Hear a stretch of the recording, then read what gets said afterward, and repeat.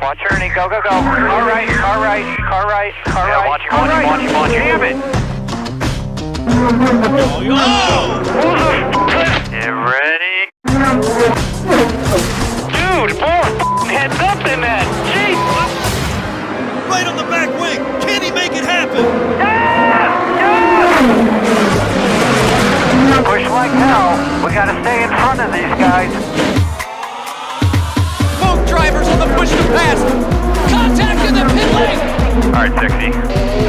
Let that eagle fly. What do I do? What happened?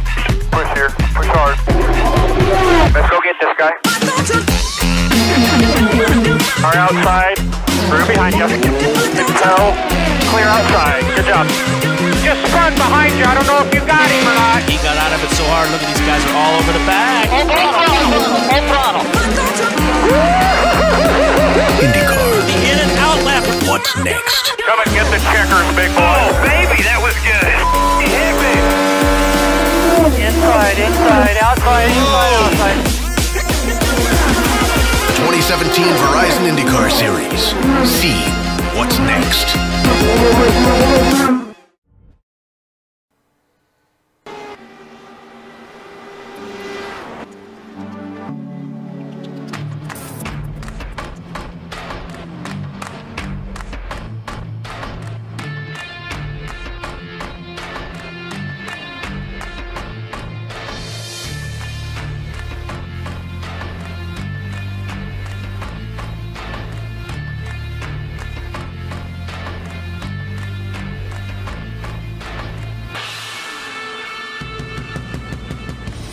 The Indianapolis Motor Speedway, regarded as the home of the greatest spectacle in racing. In about 1 hour's time, we'll play host to the greatest spectacle in sim racing. The iRacing Indianapolis 500. Will Vincent, Randy Chinnoff, Cisco Scaramuza here once again. Hi Cisco. Hi Will, and welcome everyone to Speedway Indiana here just at the corner of 16th Street in Georgetown. And Will, we're in for a barn burner in about an hour, but for right now we get to talk pre-race, we get to talk strategy, qualifying, everything more to come in the next hour. Yes, and Randy, we've been talking pre-race show about qualifying. Brandon Traynor, blew the field away in qualifications. We're going to show you his pole run right now, and well, honestly, I don't think I've ever seen a qualification attempt as good as this one. The only driver to get into the 38-second range for full-lap average, and honestly, possibly one of the best ones we've ever seen. That might be the best qualifying run I've ever seen, and that goes across all the aspects of racing I've ever done. GT racing, Formula style racing, IndyCar. You can't think of much more flawless of a lap than that. I mean, Brandon he used all of the racetrack and the points that he could. He didn't have any big understeer or oversteering moments. That car looked like it was hooked up pretty well. That's not to say that it's easy to drive, but Brandon had it figured out, and well done to Traynor getting under that 39-second range, getting to the 38.984 average. Honestly, same as you, Will. I don't see anywhere where there's room for improvement. And you see that when he's turned the wheel there, Randy, he's barely adjusting that wheel. You see like 5, 10 degrees turning input. That's a way to get a fast lap time around here. Yeah, that's how you do qualifying here at Indy. That's the way you set the car up. The car is very, very edgy. The car will point itself into the corner very easily. Like you said, very small adjustments on the wheel. You basically, if at any point you're going more than about 10, 15 degrees on the wheel input, well, you either have that car set up way too tight, or you just flat out missed your mark and you just scrubbed a whole bunch of speed. So we're going to ride on board then for a couple of corners. This is on board Brandon Traynor, Broken Arrow, the provisional pole position time here for the Indianapolis Motor Speedway.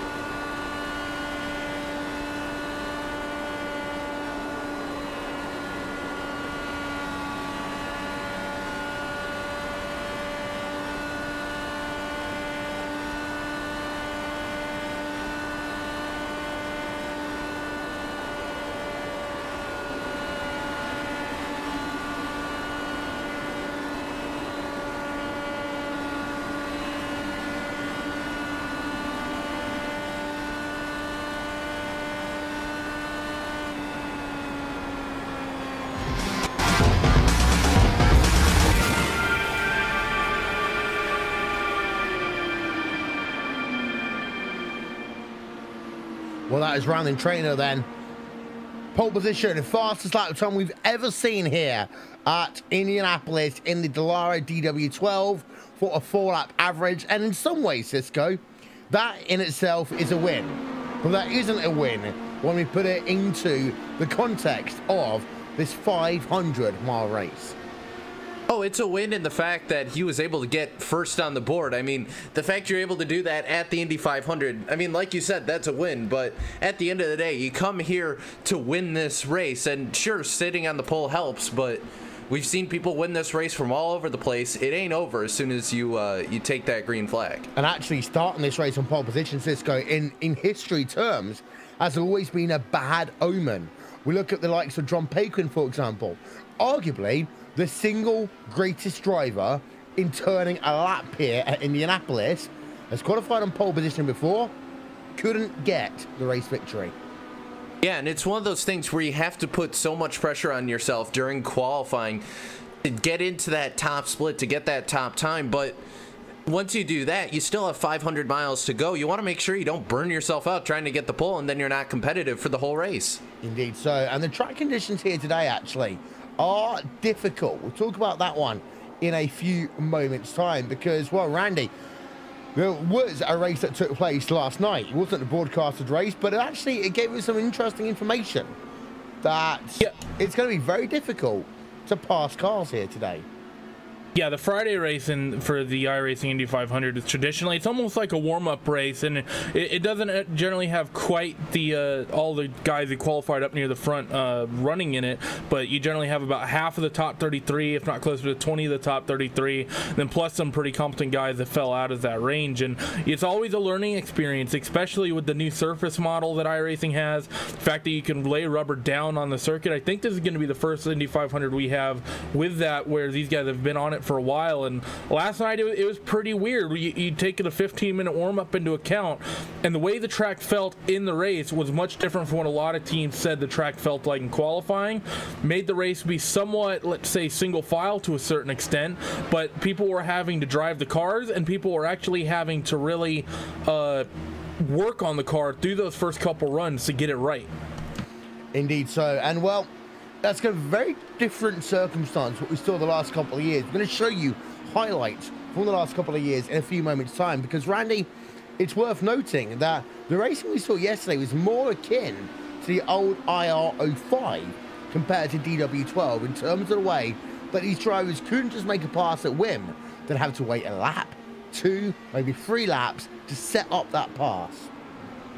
Really, through the most of the race, I think for the most part, I mean, I was in that one, and through the middle of the field, I wasn't, you know, I was never got to the point where I was really wanting to drive my way up through the field, but in the middle part of the stint, there really wasn't a lot of passing happening, so you're absolutely right. It was pretty much the way the track was. People were just getting themselves somewhat spread out, and they were just running clean laps. I think it's a bit of a two-way street here. I don't think it's just the fact that the race is so difficult, and I don't think it's that the cars are hard to run on. I just think the fact that it was an Indy 500 last night. People were wanting to test and tinker with it, and I think people were wanting to make sure they get themselves to the end of the race. I think we're going to see a relatively calm race today, to be honest, if the conditions are like what we saw last night, but I think there's going to be a point where the intensity level steps up and people are going to try things tonight to get themselves to the front. I don't think it's going to be quite as let's say, single file as it was yesterday, at least not later on in the race, but it's going to be a very, very interesting run to see what happens. Cisco, important point about this race. Cautions are important, but this race has never finished under caution. So, those last 10 laps, you've got to make it work for yourself. Knowing in the back of your head, though, that if the caution does come out with 5 laps to go, it's your race. You've won. Yeah, you're absolutely right, Will, and also that has to take into account how you plan out the strategy, because some of these guys, they can try and gamble and hope that there's going to be a caution at the end of the day, but some of the other guys could go, well, we need to make sure we're good to fuel all the way at the end, and I mean, if you want to try and Alexander Rossi the race, you can. So you throw all that strategy.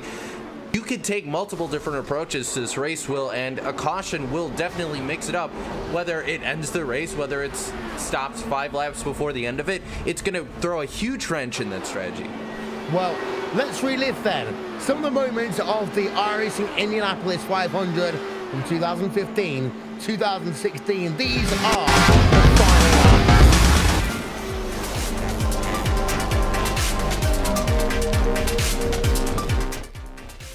That pace car going to turn itself down towards pit road once again, meaning the field is now in the command of Chad Simpson for what will be the final restart in this race. He picks up the pace. We are back to green flag racing. A good start there by Simpson. A good start by Manif also. A little bit sloppier there by Martin Miller. He's under pressure from Cam Stark down in towards turn number 1. That could be a 2-horse race already, Rachel, as the drivers head themselves onto the back straightaway. Cam Stark has got a chance, but he needs to move past Martin Miller immediately on the back straightaway, and that is exactly what he's doing.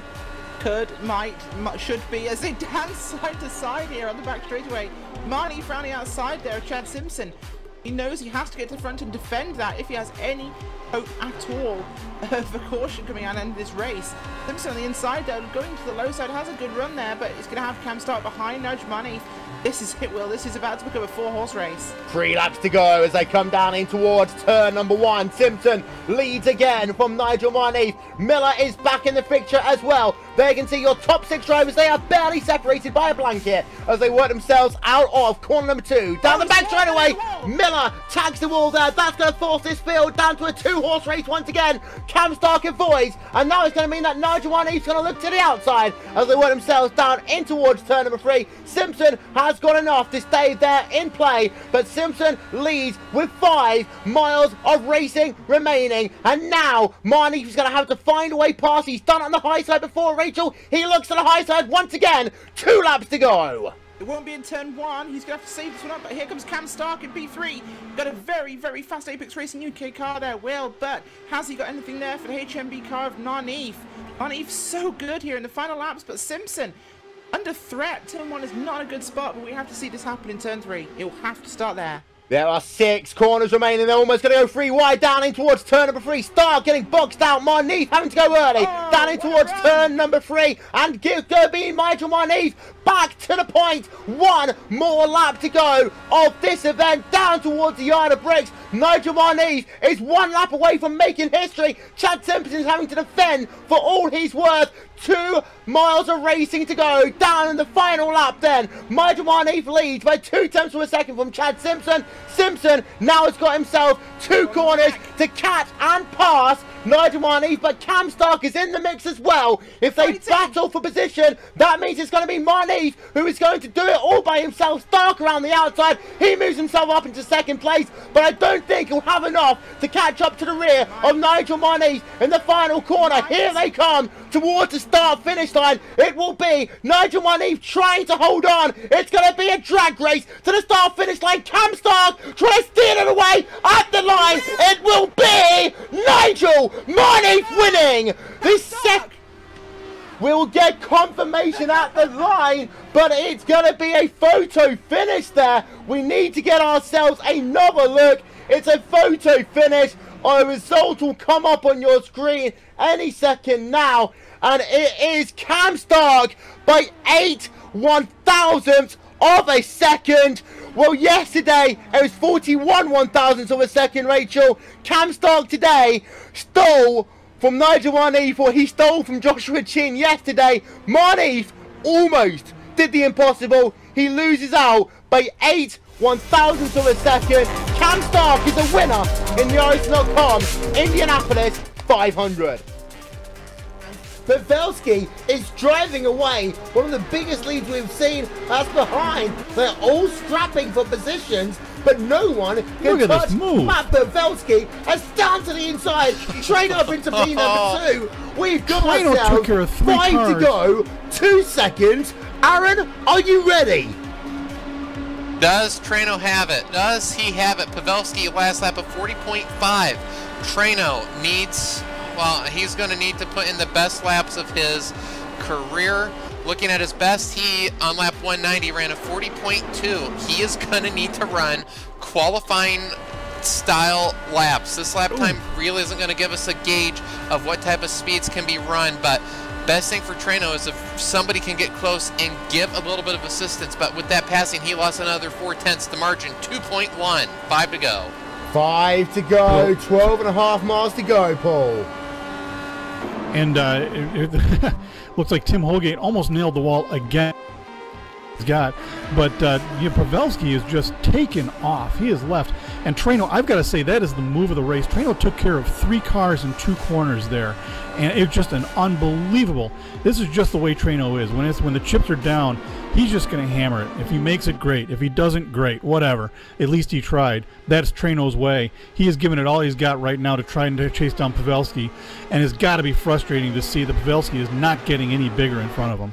Pavelski has got a 2.2 second advantage right now over Brandon Traino. And this actually, if it finishes like this, will be the biggest Indy 500 finish we have seen here in the 7 years of broadcasting this event, Aaron. Pavelski is on the verge of making history in that Rockstar machine. And this is where you try to tune everything out. It's not over till you cross the line and the twin checkers are flying. Ask J.R. Hildebrand, ask Robbie Gordon. Those are 2 drivers that led on lap 199 and did not win the race. Very easy to let emotions, let thoughts get into your head. Be perfect, hit the marks. If his spotters are telling him you're pulling away, don't worry about it. Just run your line. You're on lap 198, settle down, just finish this. This is yours, but when you're leading late, the adrenaline's pumping, your heart's pumping, it's easy to drop a wheel. Marnif behind Traino. Nearly caught the wall in turn 1, and yep, that's what I'm calling Marnif is all over Traino. Traino just brushed the wall out of 1, and Marnif just stomped on him. And look at this then, Traino taking the defensive line. Marnif is there right behind him, in towards turn 1. A caution now, of course, will end it. And we've never seen this race finish under caution. But hey, Aaron, 1.5 laps to go. Here we go. Pavelski is on the verge of making history. And what a win that would be. He's been a breakthrough driver this past year, but you speak about the yellows, Marnif and Traino for P2 are doing everything they can to end that streak. What a battle for P2. Pavelski off of 4, white flag will be in the air.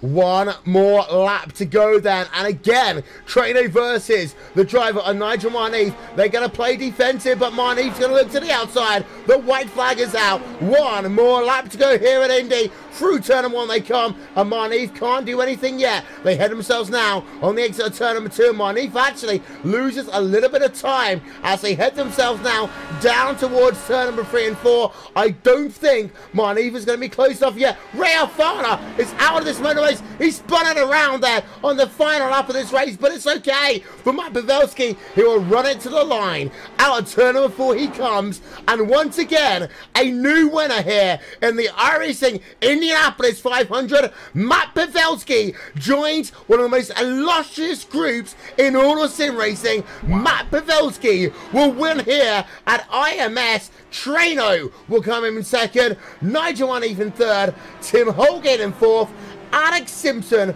rounds out your top 5, and for Ray Alfano, well, it's been in the final lap of the motor race. That is the definition of heartbreak.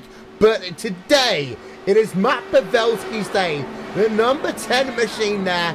What a drive, what a race, what a way to make yourself a part of one of the immortal groups of iRacing. Pavelski wins, Pavelski wins, Pavelski wins here.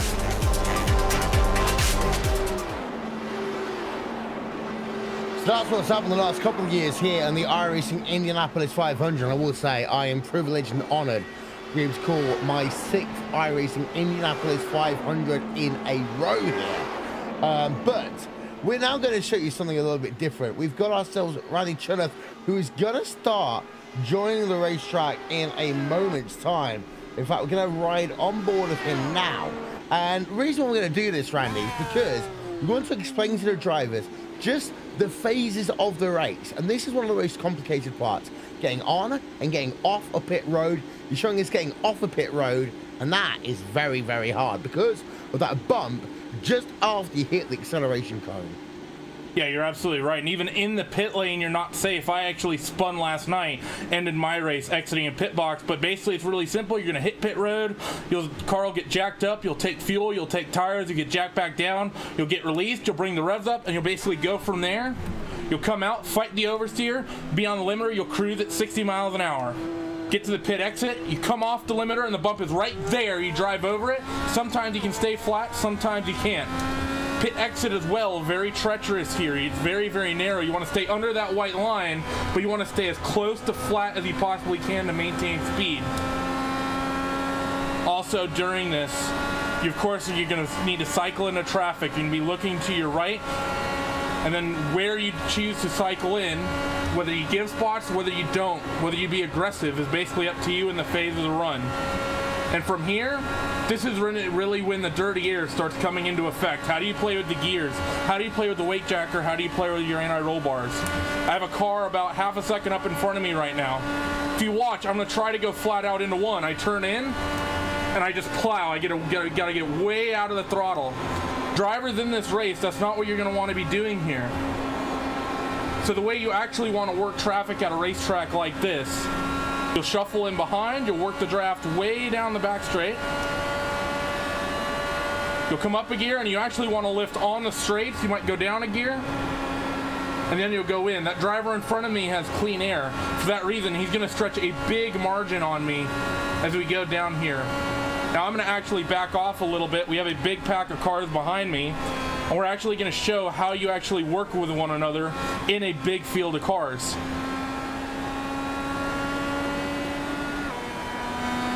Just a couple seconds.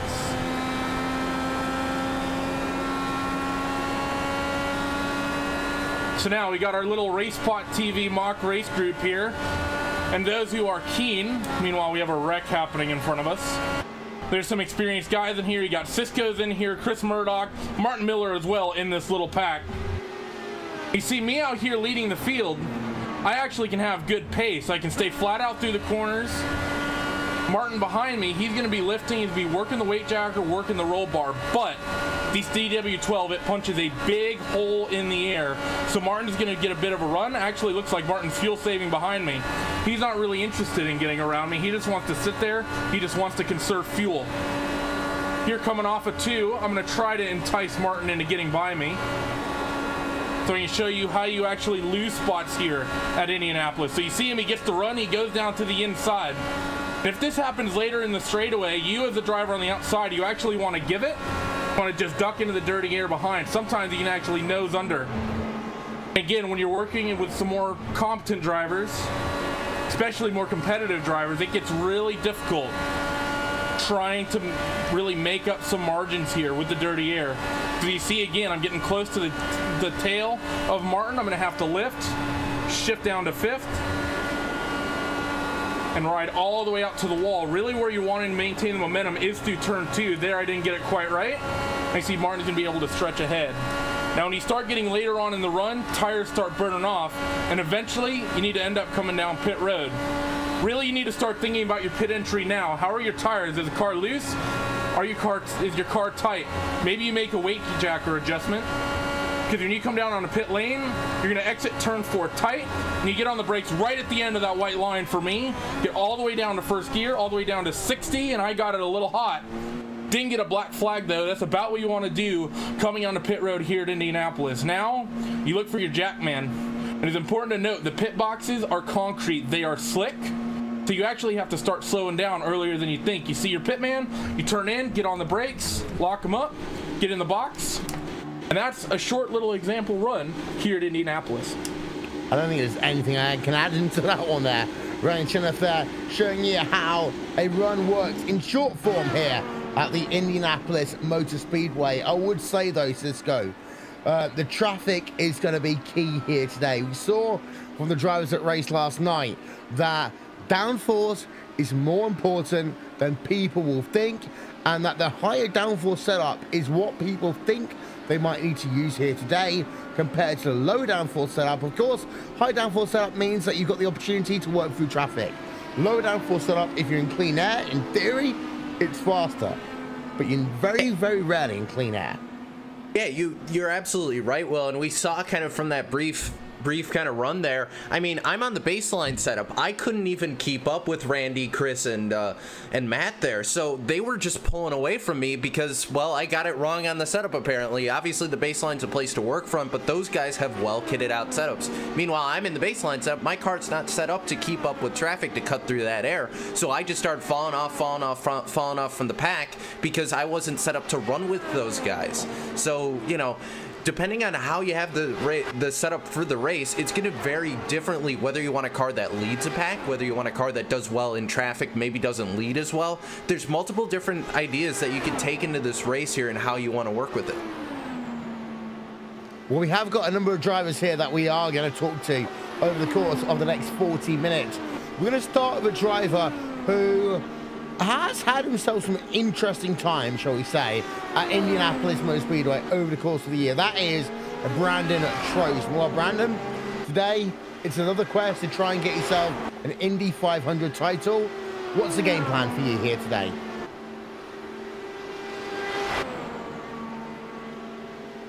That's the game plan, apparently. Nothing for Brandon Trost. Absolutely nothing, because he's not even paying attention to what's that's go. Yeah, but let's see if we can catch up with another driver, perhaps. Maybe Andrew Kinsella, and we can talk to him about strategy. Andrew? Yeah, it's gonna be an interesting race. I feel like we did a race last night, and the track conditions as the run progresses get a fair bit worse than we've seen. So I feel like the speeds are probably going to be down a little bit from what people were expecting, and it's going to result in some fuel saving for sure. So some fuel saving, Andrew. How important is that to work in the draft? Is that something you're going to be doing actively every time you're out in a group of cars, or is that something you're going to try and do? Maybe, you know, save a little bit of throttle when you're on your own, or how does a driver do that as the race goes on? It really depends on how your car is set up. If you can follow the car in front of you well, then that's probably the best opportunity you have to fuel save, because as long as you can stay close through the corners, you don't have to use too much throttle down the long straightaways here at Indy, so you're able to lift off fairly well and fairly early, and it'll save you a ton of fuel. There are ways that you can save on your own as well, particularly when you're more trimmed out. You tend to use less fuel and you go faster down the straight, so you can actually use less throttle when you're trimmed out and running on your own, or when you have a lot of downforce and are running behind someone. So there's probably going to be a number of different strategies in terms of what people are running in terms of downforce versus what they want to hit for fuel numbers. There you have it, Will. That's strategy down to a nutshell. Yeah, I would say that. Andrew Kinsella, good luck in your iRacing Indianapolis 500. Also got ourselves a couple of other drivers. Brendan Lichtenberg, we're going to talk to now. Brendan, Indy 500 in the month of May. Here we are one more time. Yeah, I am definitely looking forward to the race in about 45 minutes or so. Ran last night, as you said, and others have said. It's a lot different from last year. Going to be running a lot more downforce. So, yeah, slower times, but the racing's going to stay the same. The strategy's going to stay the same. You're not going to pay attention to your position really till lap 130 or so, and then that's when you have to start really moving through the field and making decisions for your strategy. The overtaking situation and the fact that it's not as easy to pass the car this year compared to the years previous, is that going to be an impactful thing for you here this afternoon? And is that going to impact in the way that you think about this motor race? I would say yes. I think it gets to the point where it won't even matter if you trim out. Maybe at the end, if you have a race caution, you might want to trim out. But when I was running, I would say not trimmed out downforce last night, I was quickly gaining on cars who were stuck behind traffic. Even in wings, we've never really run before, so I think most of what we've learned has kind of gone out the window. And of course, final question. What milk have you got prepared, just in case? I actually only have chocolate milk in my fridge. I'm not going to lie. That's the only milk I have in my apartment right now. That's fine. As long as it's not orange juice, we don't care. We are an equal opportunity dairy consumers. I love me some chocolate milk. I'm not going to lie. So do I, actually. If anyone's like in Birmingham, if they want to go and pick me up some chocolate milk, I'll give you my address on Facebook. We've now got ourselves the driver of Jeff Drake stood by with Raddy Cheneth. Jeff, your setup was good for me last night. How's it feeling for you guys today? Hopefully it'll feel good. It's a little tough to say before the race, but we made some adjustments to it based on what we learned last night, because last night with how the track surface was and everything, it was really bamboozling for all of us. But we made some setup changes. We feel much more confident with them, and we're ready to go, I think, for Banshee X. Yeah, it was... Whoa. That's not Banshee X. That's Team Afterburn Banshee X. Team Afterburn / Banshee X / what else are we called? Absolute Zero for Steel. Got to get that mentioned in. So Chimera's in there. We're a real smorgasbord of a team in terms of names for sure. Yeah. But talking about that, actually, I was streaming that onboard yesterday, and for those who want to see me, if you want to see how to end an Indy 500 on pit road, you can find that link somewhere. Steel, I know, posted the VOD, and I have it highlighted on my Twitch as well. But something that actually, someone in the comments of that forum thread that Steel posted, I want you to elaborate on this, Jeff. Someone was actually really enthralled with the way everyone in the Banshee TeamSpeak was talking about how they adjust the cars. The way they talked about the roll bars, the way they talk about the weight jacker, even making tire adjustments and wing adjustments in the pit lane.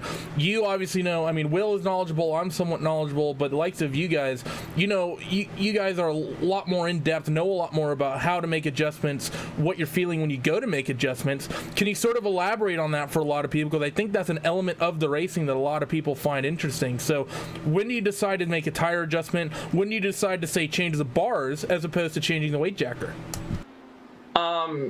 Well, with last night as the example, we realized as a team early on that the track surface and the track setting was nothing that we've experienced in practice or any time in recent memory.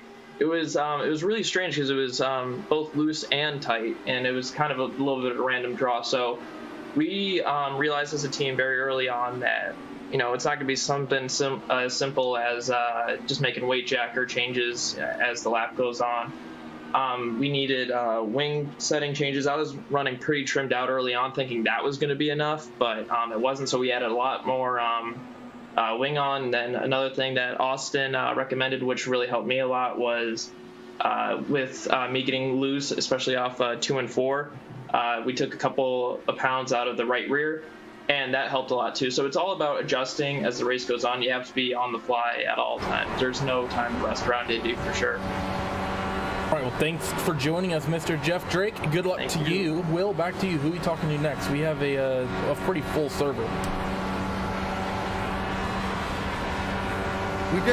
I was actually going to say for a moment, slightly on board right now with the driver in practice. That is Mark Schimding right now. And one of the things that you're noticing with him is just how he's struggling right now through turn number 3 and 4 here, Cisco. And that's the thing. Setups is so important at Indy, but not the way that 90% of people are going to think I'm going to talk about it. They're going to say, oh, it's IndyCar setups or everything. If you're one of 90% of drivers, a stable setup is the most important. And for Mark right now, he's lifting in turn 2. That's hurting his drive all the way down that long back straightaway. Oh yeah, it absolutely makes a huge difference whether or not you're confident in the setup. You could have a setup, as I had on track here, you could have a setup that, you know, if it's super loose and super fidgety here, you know, if it's a car you can't control, it's not going to matter how fast you go, because if you can't drive the car the way you want to, you're not going to be able to make speed. You're not going to be able to put that car where you want it as we come through 4 right here, Will. But if you have a setup that you're confident that, you know, okay, when I come off the corner, I know I'm not going to hit the wall, I'll be able to, you know, drive it down the inside, I'll be able to drive it up to the outside, and I don't have to worry about, you know, being in traffic or anything like that, making sure that setup isn't causing too much turbulence on my wheel or anything like that, you're going to be set to go, because you'll be able to make moves that some of these guys, which are super kitted out for speed, if they're not comfortable in the car, they're not going to be able to make that speed. Right, here's a perfect situation. Cars just come out of pit road right behind you. You taking your line, driving behind you, wanting to get a car. And talk us through your emotions and feelings right now. As we come out of 4 here, I have to look in the mirror because I know I'm on a little bit of a slower setup than a lot of these guys in the session, so I have to look. Okay, where's he going to make that move? He's going to look to my right. Now he's on my inside here. So at this point, I have to think, okay, I can't turn down on top of him or else we're just going to cause a huge accident. He's still there off of 2, so I still have a chance. I'm up on the top side here. See, I missed the apex because, well, I was worried about talking to you guys. That's the concentration that comes into it there. You have to make sure you have that concentration because you lapse or anything like that, that'll happen. You see Blake does just come out of pit road behind me here, and he's going to drop in behind. And now Blake, I know for sure, has a fast setup, so he, once again, I have to make sure I don't want to hit him, but at the same time, I still want to do a decent job of defending my position. And it's going to be slightly different here, Randy, compared to the other splits. We've got to remember, it's not just 32 drivers. It is a total of 500, 600, 700 drivers running their own Indianapolis 500. And for them, in many cases, it's not the case of winning. It's a case of finishing a 500-mile race and seeing where they are at lap number 180. And for that, stability is far more important than having a car that is fast for 5, maybe 10 laps.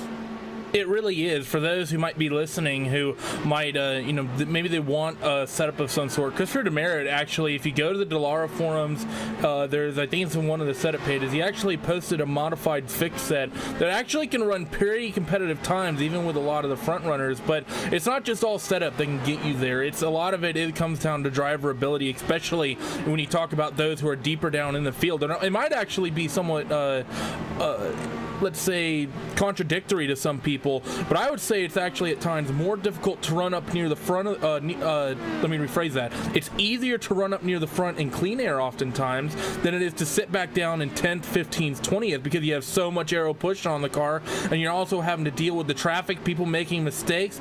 You know, a little moment of someone getting loose can shake up 10, 15 cars in front of you, and suddenly you have to figure out where you need to be on the racetrack. Maybe you get put offline, and you need to make some wake jacker adjustments to make sure you get the car around the corner. It can be very difficult here, and you know, for those guys in the top split, everyone should be pretty much experienced enough that they should be able to do well, but it can get dicey a little bit pretty far further down. A lot of people will say, oh well, it's Indy, you're just turning left for 500 miles. This race gets very complex at times, even just on track, before you even start talking about pit strategy and the like. Yeah, in fact, we're running aboard right now the driver of Cody Eldred in one of the practice sessions, and well, that is traffic management that he's trying to deal with right now. Pass one driver. Well, that driver's going to come right back at him, Cisco, in towards turn number 1.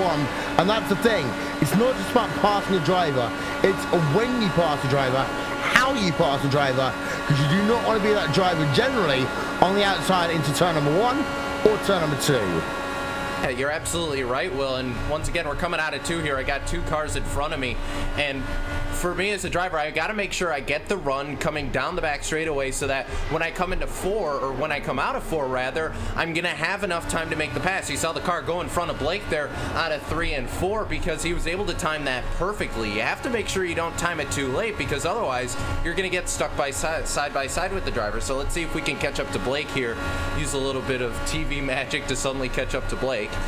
But as a driver, I'm thinking, I see that car down the road just a little bit in front of me, and I have to go, okay, how am I going to catch him, you know, and once I get to him, when am I going to make that move? You see, I caught up to him, wow, miraculously, through 1 and 2 right here.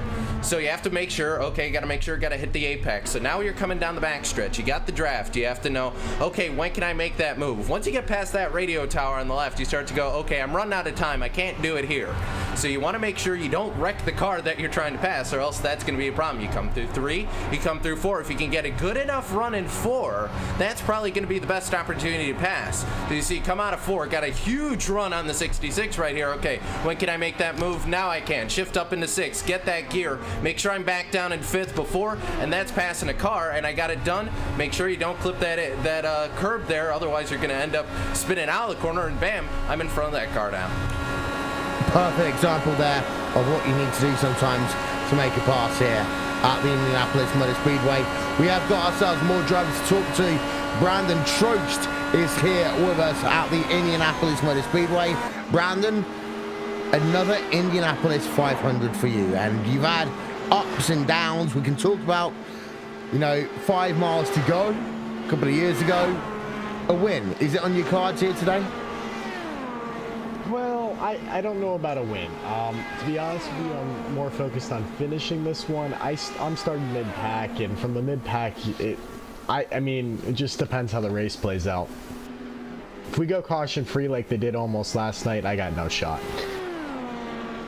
But if they do go caution-heavy, have you got a strategy game going into this event? Because we saw you become the ultimate opportunist in terms of strategy a couple of years ago. Well, you know, I think a lot of people are going to be on the same strategy this whole race and try and not get off sequence. I discussed this with Demerit actually earlier, and he said, you know, no, I'm not getting off sequence with anyone. And I said, why not? And, you know, he was saying, well, if you get off sequence, you're just going to screw yourself. And I went, but if the cautions fall your way, you'll win, possibly. And if everyone goes off sequence, then you'll be the only driver on sequence, and potentially at the end, then the race is yours, right? Well, that would be my hope, yeah. That's why I'm going to kind of just go in there, hop in there, and try to get as far off strategy as I possibly can the whole entire race. So let's actually then talk about the road to you and the Indianapolis 500 for this year. It's been another interesting year for you, not only in terms of this race, but other series. But is it going to be an opportunity then for you to, you know, build upon the successes you've had? And even if you don't win this race, what do you think a statement you can make to the other drivers in the iRacing community? Well, I think, you know, running good in this race is definitely a nice show. You know, I think, like, right now, the Afterburn guys have really been showing up this week. I've been watching them all week, and I personally did not think they were going to be that much of a threat. I mean, you know, recently they hadn't been as serious about the IndyCar, and they hadn't been running as much. And then all of a sudden they showed up, and they were the fastest guys all week, it seemed like. With the exception, of course, of Brandon Trainer in terms of that qualifying, and he did a fantastic qualifying. We've got to give credit to him for that one. Absolutely, and you know, the thing with Trano is, though, he did that last year, and so did Demerit. So I saw those two being up front, but I didn't see a lot of the rest of the top 10 being up front. So when I was looking at the top 10 after those two guys, I was pretty shocked.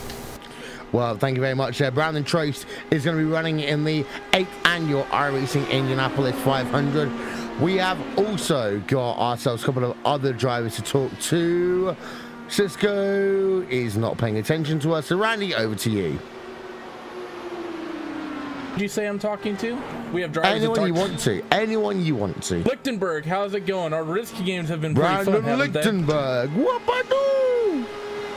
Yeah, I'm still pretty bitter at the betrayal at Hong Kong, thanks to my teammate. Yeah, for those who are in for a good time, I'm going to start figuring out how to stream some of those, because those have been pretty legendary. But Brendan, how's everything been going for you? I mean, we've talked about a lot of stuff with a handful of drivers. Cisco and I have covered stuff. What do you think? Is there anything we've missed? What's your what's your mindset going in? Do you think there's something we've overlooked or something we haven't? What do you think? What's your mindset going forward? No, I think you guys just about covered it. It's going to be a very challenging race, as I mean you knew from last night too.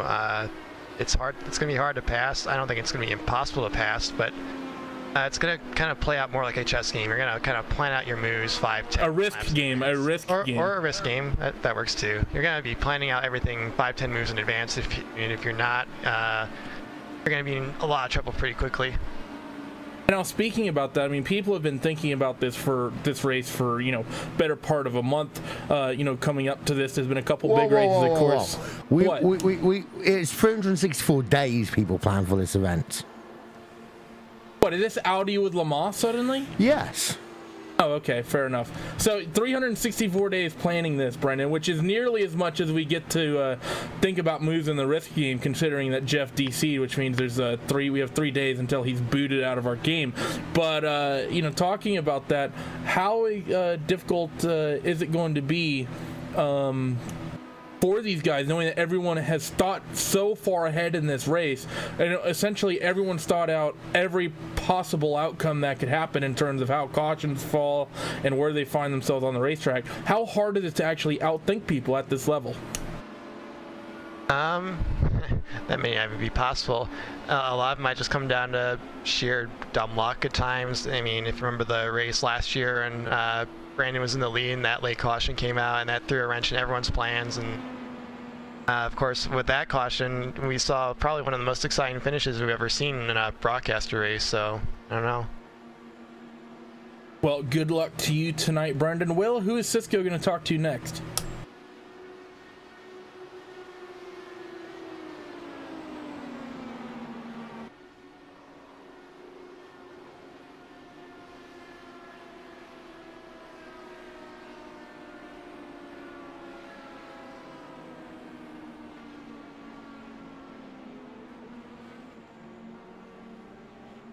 Yeah, absolutely. And I'm actually going to talk to a driver and spotter pair, Blake Reynolds, who runs in the NASCAR Peak Antifreeze Series, is going to be taking part in the races this afternoon. And Chris Murdoch also spots for that team and helps us out in the booth at LSR TV. But Blake, I'll start with you. You know, you're talking about coming into this event, and obviously you drive a lot of ovals. But as a NASCAR driver, what's that transition you have to do to put yourself in that open wheel mindset? Well, firstly, I have to deal with the aero push. It's nothing that, you know, we don't... It's so dangerous. Yeah. You don't really experience it in any stock car, especially like at plate tracks or even Indy when you race the Brickyard 400 or something like that. So mostly it's just like lifting for corners, having to adjust to people in front of you, and not really just setting up the pass. It's kind of different how to set up the pass, really. Absolutely, and I'll go to Chris on this one. Chris, you guys, obviously you build a lot of setups for Peak Antifreeze and stuff like that, but at the end of the day, you know, you guys are coming in here to a car that you guys maybe will only drive a couple times out of the year. As kind of the team function there, how much time do you guys spend working on that setup, and is there sort of a kind of translation you have to do for the setup builders to be able to build that setup for NASCAR guys? Is there kind of a difference between what the IndyCar guys drive and what the NASCAR guys drive? Well, here's the thing, Cisco. At Dead Zone, we're fortunate enough to have a lot of members on our team, and a lot of people are skilled in various aspects. So we'll have set up people for the NASCARs, for maybe even each individual driver will have a setup for maybe Ryan Lowe and a setup for Alan Bowes. And then we'll have people who work just strictly on the IndyCar, like Dustin Lingert, Jonathan Goke. They all helped out with making our IndyCar set today. So we have a wide variety of people that always come together and try to give us the best possible sets we can, and it's always a great thing to have at our team. Yeah, it absolutely is. And Blake, I'll get one more for you here. We've seen guys like Ray Alfalla come into the Indy 500, these guys who spend a lot of time in the stock car and they jump into IndyCar here. Does it feel like you have to be on your best behavior when you do that? Because a lot of these IndyCar guys, very passionate about it. I mean, Will could tell you just how passionate the IndyCar community is. Do you feel kind of almost like you're trespassing in a way? Well, I mean, to come in here and, you know, run with them, that's probably something I won't do because they have so much experience in these cars. And, you know, me, I haven't qualified. I'll be in the first iRating split, possibly the slowest of the qualifiers, and that's what it was last night. It's just a very difficult kind of race. So I guess it would be intruding to them, because I feel, honestly, if an IndyCar guy came into say an NIS race, top split, and just won the thing, I'd feel kind of hurt, because that guy has nowhere near enough experience, like in my car, as I do in like their car. There you have it. That's Blake Reynolds and Chris Murdoch, and just some NASCAR viewpoints on the whole Indy 500. We're going to be seeing a lot of those guys in different splits, like you said, Will, but I believe we have one driver left to talk to, and I think he's back now. Who? I think it's the guy at the bottom of the list. No, we talked to him already. Yeah, we already talked to him. Oh, we did? Okay. Have you not been paying attention? Why is Christian then yelling, "Why no Brandon Trost"? We talked to him already. I don't know. Come on, Steele. Get on the program. We've got ourselves about 10 minutes here left in our pre-race coverage before we head ourselves over to our race coverage. And actually, Randy, what I wanted to talk to you then is about getting yourself through an iRacing Indianapolis 500. You've done it. I've done it. The year that I did it, I haven't done it yet. Well, the year that I did it, I finished, but I wasn't proud of my result because I was so trying to be so aggressive at the start in terms of my setup that my car was loose the entire way through, and I couldn't race anyone. I was holding on for dear life the entire race, and by the time I finally actually worked myself through getting the in-car adjustments, you know, most of the race had gone. I'd been a lap down, and you know, that's the thing. We talk about being in position when it comes to the last 25 laps, but you've got to be in position on the lead lap. It's so hard because it has to be a balance. I actually think running the Indy 500 compared to most of the other big 500-mile races we get as World Tour events, most notably the Daytona race. Daytona, I mean, with the way the draft works, it's basically cruise until the last handful of laps. Try to get yourself to the front, sure, but you know, from then on out, it's relatively straightforward. Indy, I actually think Indy runs a lot more like a GT car style endurance race in terms of how you approach it. And it's because of all the adjustments you have in the car. I always think you're best off starting, if anything, with that car with too much aero on it. I think you're best starting, you want the car easy to drive at the start. You want to be able to, you know, cruise in traffic if you get, you know, encumbered and are deep in the field, but you also don't want to be so slow either. I think the worst thing some people will do coming into this race, they'll get too aggressive with their aero. They'll try to be fast when they need to be just trying to get to, say, lap 120. I'd say 70 laps to go, 60 laps to go. Basically, when you have about 2 stops, I think at that second to final stop, you should trim out once, and I think at the final stop, that's when you should make your big aero swing, and that's how you really get yourself to the end of these races. First 140 laps, that's just cruising, hoping you have speed.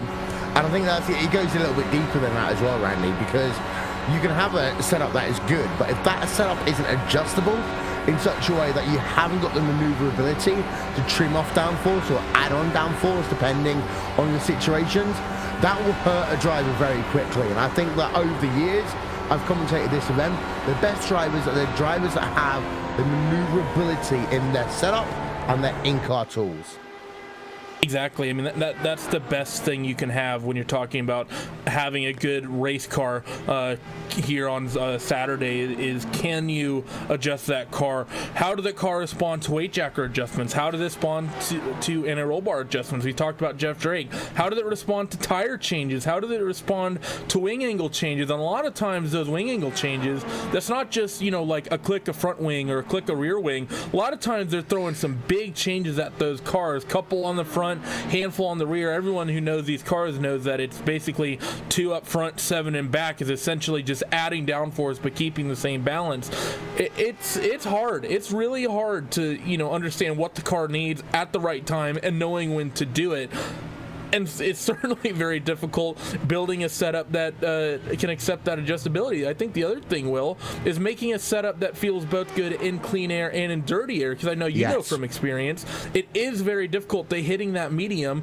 A lot of times it's easy to have way too much aero on, and then you basically can't lead. And then if you don't have enough aero on whatsoever, and I think that's one of the big ways you can tell people who work alone, the people who, if they've just been logging laps by themselves, testing, they'll get out there in the race, they'll go into turn 1 for the first time and the car won't turn. That's going to be a big one. I think the other thing most notably, Will, is how that car actually works when you're fishing for clean air behind a traffic, when you're ducking, say, that right front wing up a little bit, going through 2, trying to get a run. How does the car work? Maybe if you can get just a little bit of a nose to the inside of the corner, get a little bit of clean air there. Your setup has to be able to handle that as well, having half the car having downforce and the other half not.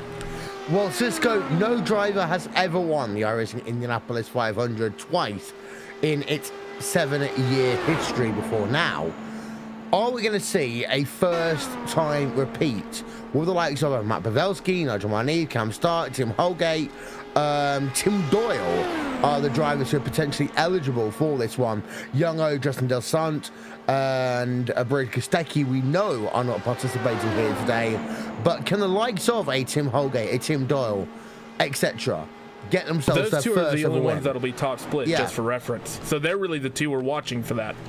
I mean, they had such a great run in the 2 Indy 500s we've broadcasted already, Will. I mean, both of those guys, they're always fast in these cars, and we always expect them to be up front. So, I mean, Doyle in CIS, he was kind of towards the middle pack. We didn't really talk about a whole bunch, but you know, Holgate obviously was battling for that win and 2 weeks ago. So I mean, we know what the driver of usually the 06. We're not sure what he's going to be in this time, but we know what he's capable of in these Indy cars, and we know he's always a threat. But hey, we look at this channel. We got plenty of guys in here who are capable of winning that top split race. And at the end of the day, it's Indy 500. Anything's possible. Yeah, we have got to ask the question at some point along the way: who is the most most accomplished driver in iRacing Indy 500 history. And while Randy, you have got to put Tim Doyle immediately in that conversation, because he didn't just win the 2011 race, he was 4 car lengths behind Young O at the end of the 2012 race. He's been there in the mix every single year. But then you've got to consider Tim Holgate as well, because he's been in the mix the last 2-3 years himself. He's won other Indy 500s, not the iRacing Indy 500, except for the 2014 event, but he is one of those drivers that very easily, if there's 15 laps to go and he's there in the mix, could well be that driver who makes history. Very well could. Like we said, the two we're really looking at are Holgate and Doyle, and it's going to be difficult. I think this field is way too competitive. I think so many of the teams, the different teams, are so close in terms of speed. Yeah, the likes of Doyle, the likes of Holgate, obviously they've gotten their big wins, but I think they're in for their I think they're getting a little bit more than their money's worth when it comes to the competition level coming in today. I don't actually think if you could ever make a prediction, I don't think you can adequately, looking at the top 20 and how close they were, make a prediction on who's going to come away with this race win and have any hope of maybe being correct. Yeah, you might throw someone like Demerit, someone like Austin, maybe Holgate, Doyle, one of those names. You can toss those hats into the ring. Sure, there's some easy favorites, but I think the entire field is going to be so close, so competitive that it's really up in the air, and potentially any one of the 33 drivers that take the green flag today could come away with a win in that one. I agree.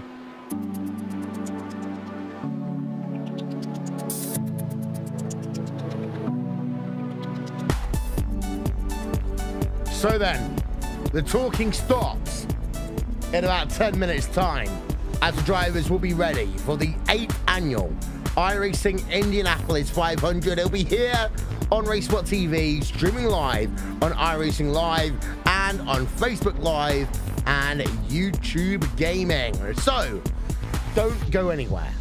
Join us for the greatest spectacle in all of sim racing. And yes, there are other series that in their own right are more important. But this, in terms of one race, is the one that drivers push themselves to the absolute limit to try and win. And we're going to try and unpick the conundrum in a few moments' time.